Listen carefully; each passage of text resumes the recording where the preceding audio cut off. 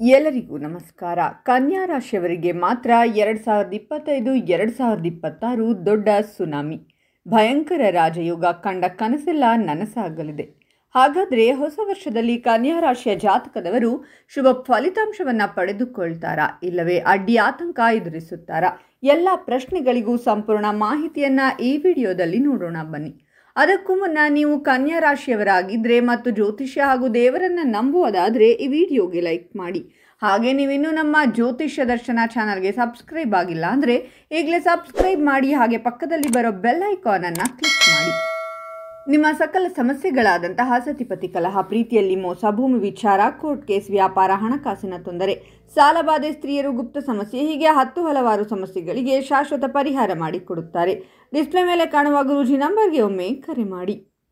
ಕನ್ಯಾ ರಾಶಿಯವರು ನೀವು ಎಂದಾದರೂ ಭೇಟಿಯಾಗುವ ಅತ್ಯಂತ ಭೂಮಿ ತುಕ್ಕದ ವ್ಯಕ್ತಿ. ಅವರು ಶೋ ಆಫ್ ಎಂದು ಕರೆಯಲ್ಪಡುವ ಪದವನ್ನು ಇಷ್ಟಪಡುವುದಿಲ್ಲ ಮತ್ತು ಆಡಂಬರದ ಜನರಿಂದ ಸಾಧ್ಯವಾದಷ್ಟು ಸುರಕ್ಷಿತ ಅಂತರವನ್ನಿಟ್ಟುಕೊಳ್ಳುತ್ತಾರೆ. ಕನ್ಯಾ ರಾಶಿಯವರು ಕಾಲ್ಪನಿಕ ಜಗತ್ತಿನಲ್ಲಿ ವಾಸಿಸುವುದಿಲ್ಲ. ವಾಸ್ತವವಾಗಿ ಅವರು ಜೀವನದ ಕಡೆಗೆ ಮತ್ತು ಅವರ ಎಲ್ಲ ಪ್ರಯತ್ನಗಳಲ್ಲಿ ಬಹಳ ಪ್ರಾಯೋಗಿಕ ವಿಧಾನವನ್ನು ಬಯಸುತ್ತಾರೆ. ತಮ್ಮ ಭಾವನೆಗಳನ್ನು ಹೇಗೆ ನಿಯಂತ್ರಣದಲ್ಲಿಟ್ಟುಕೊಳ್ಳಬೇಕೆಂದು ಅವರಿಗೆ ತಿಳಿದಿದೆ. ಅವರ ನಿರ್ಧಾರಗಳ ಮೇಲೆ ಪರಿಣಾಮ ಬೀರಲು ಅವಕಾಶ ನೀಡುವುದಿಲ್ಲ. ನೈತಿಕ ನೀತಿಶಾಸ್ತ್ರವು ಅವರ ಆದ್ಯತೆಯ ಪಟ್ಟಿಯಲ್ಲಿ ಅಗ್ರಸ್ಥಾನದಲ್ಲಿದೆ ಮತ್ತು ಯಾವುದೇ ಸಂದರ್ಭದಲ್ಲೂ ತಮ್ಮ ನೀತಿಗಿಂತ ಮುಂದೆ ಯಾವುದೇ ರೀತಿಯ ಸಾಧನೆಗೆ ಅವಕಾಶ ನೀಡದಂತೆ ಅವರು ಖಚಿತಪಡಿಸಿಕೊಳ್ಳುತ್ತಾರೆ. ಅವರ ನೈತಿಕತೆಯ ವಿಷಯಕ್ಕೆ ಬಂದಾಗ ಪುಸಲಾಯಿಸುವಿಕೆಯೂ ನಡೆಯದು. ಕನ್ಯಾ ರಾಶಿಯವರು ಆದರ್ಶವಾದಿಗಳು. ಅವರು ಮಾಡುವ ಎಲ್ಲದರಲ್ಲೂ ಪರಿಪೂರ್ಣರಾಗಿರಲು ಇಷ್ಟಪಡುತ್ತಾರೆ. ಇವರು ತುಂಬ ಸಮತೋಲಿತವಾಗಿರುತ್ತಾರೆ. ಅತ್ಯಂತ ಗೊಂದಲಮಯ ಸಂದರ್ಭಗಳಲ್ಲಿ ಸಹ ಶಾಂತವಾಗಿರುತ್ತಾರೆ. ವಿಷಯಗಳನ್ನು ಸುಧಾರಿಸಲು ಅವರು ಎಲ್ಲವನ್ನ ಮುಂಚಿತವಾಗಿ ಯೋಚಿಸುತ್ತಾರೆ. ಕನ್ಯಾ ರಾಶಿಯನ್ನು 12 ರಾಶಿಗಳಲ್ಲೇ ಬುದ್ಧಿವಂತ ಚಿಹ್ನೆ ಎಂದು ಹೇಳಲಾಗುತ್ತದೆ. ಅವರು ತುಂಬ ಬುದ್ಧಿವಂತರು, ಆದರೆ ತಮ್ಮ ಸಾಮರ್ಥ್ಯವನ್ನು ತೋರಿಸಲು ಇಷ್ಟಪಡುವುದಿಲ್ಲ. 2025 ಎನ್ನುವುದು ಕನ್ಯಾ ರಾಶಿಯವರಿಗೆ ಹಣಕಾಸಿನ ವಿಚಾರದಲ್ಲಿ ಸ್ವಲ್ಪ ಮಟ್ಟಿಗೆ ಸಮಸ್ಯೆಗಳನ್ನು ನೀಡಬಹುದಾಗಿದೆ. ಆದಷ್ಟು ನೀವು ಈ ಸಂದರ್ಭದಲ್ಲಿ ಅನಗತ್ಯ ಖರ್ಚುಗಳನ್ನು ನಿಯಂತ್ರಿಸಬೇಕಾಗಿ ಬರುತ್ತದೆ. ಫೆಬ್ರವರಿ ತಿಂಗಳ ನಂತರ ನೀವು ಆರ್ಥಿಕವಾಗಿ ಸಾಕಷ್ಟು ಲಾಭಗಳನ್ನು ಸಂಪಾದಿಸುವಂತಹ ಸಾಧ್ಯತೆಗಳು ಹೆಚ್ಚಾಗಿವೆ. ಆದರೆ ಹಣವನ್ನು ಹೂಡಿಕೆ ಮಾಡುವಂತಹ ವಿಚಾರದಲ್ಲಿ ಆದಷ್ಟು ದೂರವೇ ಇರಿ. ಒಂದು ವೇಳೆ ಹಣವನ್ನು ಹೂಡಿಕೆ ಮಾಡಲೇಬೇಕೆನ್ನುವಂತಹ ಪರಿಸ್ಥಿತಿ ನಿರ್ಮಾಣವಾದರೆ ಆದಷ್ಟು ಎಕ್ಸ್ಪರ್ಟ್ಗಳನ್ನು ಭೇಟಿ ಮಾಡಿ ಸಲಹೆಯನ್ನು ಪಡೆದು ಅವರ ಸಲಹೆ ಮೇರೆಗೆ ಹಣವನ್ನು ಇನ್ವೆಸ್ಟ್ ಮಾಡಿ. ಒಂದು ವೇಳೆ ನಿಮಗೆ ಬರಬೇಕಾಗಿರೋ ಹಣ ಎಲ್ಲಾದರೂ ಸಿಕ್ಕಿಬಿದ್ದಿದ್ದರೆ ಏಪ್ರಿಲ್ ಸಂದರ್ಭದಲ್ಲಿ ಸಿಗುವಂತಹ ಸಾಧ್ಯತೆ ಹೆಚ್ಚಾಗಿದೆ. ವರ್ಷದ ಮಧ್ಯಂತರದ ನಂತರ ತಮ್ಮ ಪರಿಶ್ರಮದ ಮೂಲಕ ಕನ್ಯಾ ರಾಶಿಯವರು ಹೆಚ್ಚಿನ ಹಣವನ್ನು ಸಂಪಾದನೆ ಮಾಡುವಂತಹ ಅವಕಾಶವನ್ನು ಹೊಂದಿದ್ದಾರೆ. ಉದ್ಯೋಗ ಹಾಗೂ ಕೆರಿಯರ್ನಲ್ಲಿ ನೀವು ಮಿಶ್ರ ಫಲಿತಾಂಶವನ್ನು ಪಡೆದುಕೊಳ್ಳಬಹುದಾಗಿದೆ.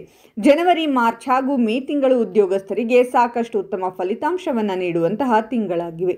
ನಿಮ್ಮ ಪ್ಲಾನಿಂಗ್ ಅನ್ನು ನೀವು ಮಾಡುವಂತಹ ಕೆಲಸದಲ್ಲಿ ಸರಿಯಾದ ರೀತಿಯಲ್ಲಿ ಇಂಪ್ಲಿಮೆಂಟ್ ಮಾಡಿದರೆ ಅಭಿವೃದ್ಧಿ ಕಟ್ಟಿಟ್ಟ ಬುತ್ತಿಯಾಗಿದೆ. ಏಪ್ರಿಲ್ನಿಂದ ಸೆಪ್ಟೆಂಬರ್ ತಿಂಗಳ ನಡುವೆ ಉದ್ಯೋಗದಲ್ಲಿ ಸಾಕಷ್ಟು ಬದಲಾವಣೆಗಳು ನಡೆಯುವಂತಹ ಸಾಧ್ಯತೆ ಇವೆ. ಶನಿಯ ಕಾರಣದಿಂದಾಗಿ ಸೆಪ್ಟೆಂಬರ್ನಿಂದ ನವೆಂಬರ್ ತಿಂಗಳಲ್ಲಿ ನೀವು ಮಾಡುವಂತಹ ಉದ್ಯೋಗ ಸ್ಥಳದಲ್ಲಿ ಇನ್ನಷ್ಟು ಹೆಚ್ಚಿನ ಗೌರವವನ್ನು ಸಂಪಾದಿಸಲಿದ್ದೀರಾ. ನಿಮಗೆ ಸಿಗಬೇಕಾಗಿರೋ ಪ್ರಮೋಷನ್ ಕೂಡ ಈಗ ಸಿಗುತ್ತದೆ. 2025 ಆಗಸ್ಟ್ ತಿಂಗಳ ನಂತರ ಈ ರಾಶಿಯವರಿಗೆ ತಮ್ಮ ವ್ಯಾಪಾರ ವ್ಯವಹಾರಗಳಲ್ಲಿ ಹೆಚ್ಚಿನ ಲಾಭವನ್ನು ಪಡೆದುಕೊಳ್ಳುವ ಅವಕಾಶವನ್ನು ಹೊಂದಿದ್ದಾರೆ. ಮಹಾದಶ ಯೋಗ ನಡೀತಾ ಇರುವ ಸಂದರ್ಭದಲ್ಲಿ ಹೆಚ್ಚಿನ ಇನ್ವೆಸ್ಟ್ಮೆಂಟ್ ಮಾಡುವುದನ್ನು ನಿಲ್ಲಿಸಿ ಆದಷ್ಟು ಹಣವನ್ನು ಉಳಿತಾಯ ಮಾಡುವುದಕ್ಕೆ ಪ್ರಾರಂಭಿಸಿ. ನೀವು ಮಾಡುವ ಕೆಲಸ ನೋಡಿ ನಿಮ್ಮ ಸಹೋದ್ಯೋಗಿಗಳು ಕೂಡ ಈ ಸಂದರ್ಭದಲ್ಲಿ ನಿಮಗೆ ಸಹಾಯ ಅಥವಾ ಬೆಂಬಲ ಮಾಡುವುದಕ್ಕೆ ಮುಂದೆ ಬರುತ್ತಾರೆ. ಕನ್ಯಾ ರಾಶಿಯವರು 2025ರಲ್ಲಿ ದಾಂಪತ್ಯ ಜೀವನದಲ್ಲಿ ಮಿಶ್ರ ಫಲಿತಾಂಶವನ್ನು ಪಡೆದುಕೊಳ್ಳಲಿದ್ದಾರೆ. ನೀವು ನಿಮ್ಮ ಸಂಗಾತಿಯ ಜೊತೆಗೆ ಸಾಮರಸ್ಯವನ್ನು ಕಾಯ್ದುಕೊಳ್ಳಲು ವಿಫಲವಾಗುತ್ತೀರಾ. ಸೆಪ್ಟೆಂಬರ್ನಿಂದ ಡಿಸೆಂಬರ್ ತಿಂಗಳವರೆಗೆ ನಿಮ್ಮ ದಾಂಪತ್ಯ ಜೀವನದಲ್ಲಿ ಸ್ವಲ್ಪ ಮಟ್ಟಿಗೆ ಶಾಂತಿಯನ್ನು ನೀವು ಕಾಣಬಹುದಾಗಿದೆ. ಈ ಸಂದರ್ಭದಲ್ಲಿ ನೀವು ನಿಮ್ಮ ಸಂಗಾತಿಯ ಕೆಲಸಗಳಲ್ಲಿ ಕೂಡ ಸಹಾಯ ಮಾಡಬಹುದಾಗಿದೆ ಹಾಗೂ ನೀವು ಕೂಡ ದೊಡ್ಡ ಮಟ್ಟದ ಲಾಭವನ್ನು ಪಡೆದುಕೊಳ್ಳಬಹುದಾಗಿದೆ. ಸಾಕಷ್ಟು ಸಮಯಗಳಿಂದ ನಡೆಯುತ್ತಿರುವಂತಹ ಸಮಸ್ಯೆಗಳನ್ನು ಇಬ್ಬರು ಜೊತೆಗೆ ಕುಳಿತು ಬಗೆಹರಿಸಬಹುದಾಗಿದೆ. ಈ ಸಂದರ್ಭದಲ್ಲಿ ನಿಮ್ಮ ಸಂಗಾತಿಯ ಜೊತೆಗೆ ನೀವು ತೀರ್ಥಕ್ಷೇತ್ರಗಳಿಗೆ ಭೇಟಿ ನೀಡಬಹುದಾಗಿದೆ. ಈ ಪ್ರಯಾಣದ ಸಂದರ್ಭದಲ್ಲಿ ಪರಸ್ಪರರು ತಮ್ಮ ಸಂಗಾತಿಯ ಭಾವನೆಗಳನ್ನು ಅರ್ಥ ಮಾಡಿಕೊಳ್ಳಬಹುದಾಗಿದೆ. ಹೊಸ ವರ್ಷದಲ್ಲಿ ಕನ್ಯಾ ರಾಶಿಯವರು ಪ್ರೀತಿಯ ವಿಚಾರದಲ್ಲಿ ಒಳ್ಳೆಯ ಫಲಿತಾಂಶಗಳನ್ನು ಪಡೆಯುತ್ತಾರೆ. ಹೇಗಿದ್ದರೂ ಕೂಡ ವರ್ಷದ ಆರಂಭದಲ್ಲಿ ಸ್ವಲ್ಪ ಮಟ್ಟಿಗೆ ಜಾಗೃತರಾಗಿರಿ. ಈ ವಿಚಾರದಲ್ಲಿ ಜನವರಿ ತಿಂಗಳು ನಿಮ್ಮ ವಿರುದ್ಧವಾಗಿ ಕಾಣಿಸಿಕೊಳ್ಳಬಹುದು. ನಿಮ್ಮ ಪ್ರೀತಿಯ ಸಂಗಾತಿಯ ಜೊತೆಗೆ ಭಿನ್ನಾಭಿಪ್ರಾಯಗಳು ಮೂಡಿಬರಬಹುದು. ಇಂತಹ ಸನ್ನಿವೇಶಗಳಲ್ಲಿ ನಿಮ್ಮ ಸಂಗಾತಿಯ ಜೊತೆಗೆ ಮಾತನಾಡುವಾಗ ಮಾತುಗಳ ಮೇಲೆ ನಿಗಾ ಇರಲಿ. ಇದನ್ನು ಬಿಟ್ಟರೆ ಫೆಬ್ರವರಿಯಿಂದ ಜುಲೈ ತಿಂಗಳು ನಿಮಗೆ ಬೆಸ್ಟ್ ಅಂತ ಹೇಳಬಹುದು. ಅಕ್ಟೋಬರ್ನಿಂದ ಡಿಸೆಂಬರ್ ತಿಂಗಳಲ್ಲಿ ಕೂಡ ನೀವು ನಿಮ್ಮ ಪ್ರೀತಿಯನ್ನು ಮದುವೆಗೆ ಪರಿವರ್ತಿಸುವಂತಹ ನಿರ್ಧಾರವನ್ನು ತೆಗೆದುಕೊಳ್ಳಬಹುದಾಗಿದೆ. ಜನವರಿ, ಏಪ್ರಿಲ್, ಜೂನ್, ಸೆಪ್ಟೆಂಬರ್ ತಿಂಗಳಲ್ಲಿ ಸ್ವಲ್ಪ ಮಟ್ಟಿಗೆ ಆರೋಗ್ಯದ ಬಗ್ಗೆ ಹೆಚ್ಚಿನ ಕಾಳಜಿ ವಹಿಸಬೇಕಾಗುತ್ತದೆ. ಯಾಕೆಂದರೆ ಈ ಸಂದರ್ಭದಲ್ಲಿ ನಿಮ್ಮ ಮಾನಸಿಕ ಆರೋಗ್ಯವನ್ನು ಕೆಡಿಸುವಂತಹ ಸಮಸ್ಯೆಗಳು ಹೆಚ್ಚಾಗಬಹುದಾಗಿದೆ.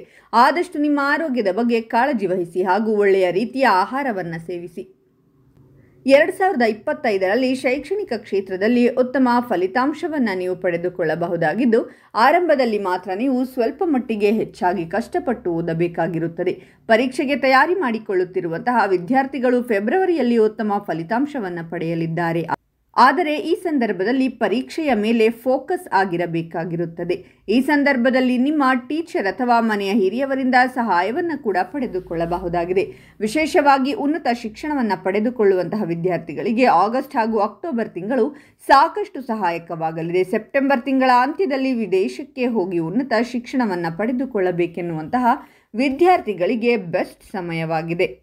ಕನ್ಯಾ ರಾಶಿಯ 2025ರ ವಾರ್ಷಿಕ ಜಾತಕದ ಪ್ರಕಾರ ಈ ವರ್ಷ ಅದ್ಭುತವಾಗಿರುತ್ತದೆ. ಈ ವರ್ಷ ನಿಮಗೆ ಅದೃಷ್ಟಶಾಲಿಯಾಗಿರುತ್ತದೆ ಮತ್ತು ನೀವು ಸ್ಥಿರತೆ, ನಂಬಿಕೆ ಮತ್ತು ಆದಾಯದಲ್ಲಿ ಹೆಚ್ಚಳವನ್ನು ಕಾಣುತ್ತೀರಾ. ನಿಮ್ಮ ಕೆಲಸದಲ್ಲಿ ನೀವು ಯಶಸ್ಸನ್ನು ಪಡೆಯುತ್ತೀರಾ. ನಿಮ್ಮ ಕಾರ್ಯನಿರತ ವೇಳಾಪಟ್ಟಿಯ ಹೊರತಾಗಿಯೂ ಕುಟುಂಬ ಸಂಬಂಧಗಳು ಸೌಹಾರ್ದಯುತವಾಗಿರುತ್ತವೆ. ನಿಮ್ಮ ಕುಟುಂಬದಲ್ಲಿ ಸಂತೋಷ ಪ್ರತಿಧ್ವನಿಸುತ್ತದೆ. 2025ರ ವರ್ಷವು ನಿಮ್ಮ ಜೀವನದಲ್ಲಿ ಅಪಾರ ಪ್ರಗತಿಯನ್ನು ತರುತ್ತಿದೆ. ಕನ್ಯಾ ರಾಶಿಯ ವಾರ್ಷಿಕ ಜಾತಕ 2025ರ ಪ್ರಕಾರ ವರ್ಷದ ಆರಂಭದಲ್ಲಿ ದೇವಗುರು 9ನೇ ಮನೆಯ ಮೂಲಕ ಸಾಗುತ್ತಾನೆ. ಮೇ 2025ರಿಂದ ಗುರು 10ನೇ ಮನೆಯ ಮೂಲಕ ಸಾಗುತ್ತಾನೆ. 2025ರ ಈ ವರ್ಷ ನಿಮ್ಮ ಜೀವನದ ಅತ್ಯಂತ ಸ್ಮರಣೀಯ ವರ್ಷ. ಗುರು ಗ್ರಹದ ಅನುಗ್ರಹದಿಂದ ನಿಮ್ಮ ಹಣಕಾಸಿನ ಸಮಸ್ಯೆಗಳು ಕೊನೆಗೊಳ್ಳಲಿವೆ.